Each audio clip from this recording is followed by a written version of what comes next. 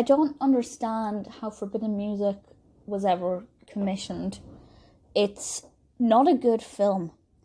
And it's rare that I find very little enjoyment in a classic film, because there's always something about it that transports me to that time period, and I will enjoy either the scenery or the costumes, the style of acting, the narrative, whatever.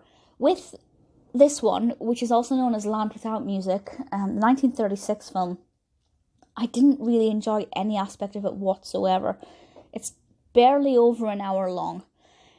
I watched it on Amazon Prime, and there was nothing in it that appealed to me. I will say the actual musical performances and the vocals, which I'll explain in a moment, were good. The actual quality of the singing was good. But when there's a really boring narrative that's just trying too hard, there's no enjoyment. I will say this has 5.8 out of 10 on IMDb, which is not the worst rating, but that's across 82 reviews. That's it, 82. Not the most popular classic film ever. So the description from IMDb is as follows. In Lucco, everyone loves music, singing at any occasion. Work can wait, and so can the state's debt. So the ruling princess bans music. Then singer Carlini returns home, aided by a journalist and his daughter. They fight the proclaim with music. So, the country's in debt. Or the state's in debt, rather. The princess bans music because of this until it's all paid. And so, I mean, I don't know if I even think that's a good concept or not. Banning music. I like the idea of this area that enjoys singing, and they sing all the time while they work. I think it makes for an interesting musical concept, because it means you get a great wealth of characters with different jobs, different backgrounds, all singing, and it's all about the power of song. That is good.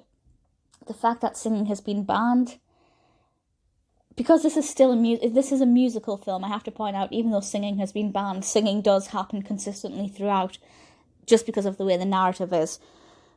I say narrative, the development is really poor. It's directed by Walter Forde, and I think the premise is brilliant. I like the concept. Maybe not the fact that singing was cancelled because of this debt. I feel like they were trying to... I don't know if this is true, but I feel like they started off with an idea of a town that sings and they're going to cancel singing.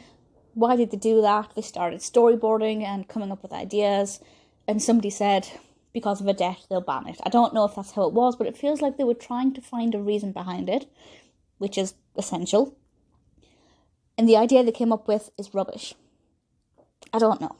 If you've seen this film and you like it, then that's great. You know, they obviously... You know, it doesn't feel low budget or anything. They did put a lot of time into it, and money maybe, but not so much effort. But if you liked it, then, you know, that's great. And maybe I'll give it another chance at some point in the future. It is a British film. I do like classic British films, because I feel like they're often, especially musicals, I feel a lot of them can be overshadowed by the Hollywood greats, which are also incredible. It's not the best film I've ever seen. Richard Tauber's performance as Carlini, I enjoyed. Diana Napier as Princess-Regent, I enjoyed. Nothing wrong with the acting, nothing wrong with the vocals or musical performances. The songs, though, were unmemorable. The actual soundtrack, dull as anything. And that's really depressing, because I love 1930s musicals. I love the golden age of Hollywood and Britain. I love the classic musicals, most of them. And I just was really let down by this. Check it out if you've got a spare hour. It's not the worst film I've ever seen, and maybe it'll be for you. But for me personally, I might give it a second chance at some point. But just now, I really don't want to.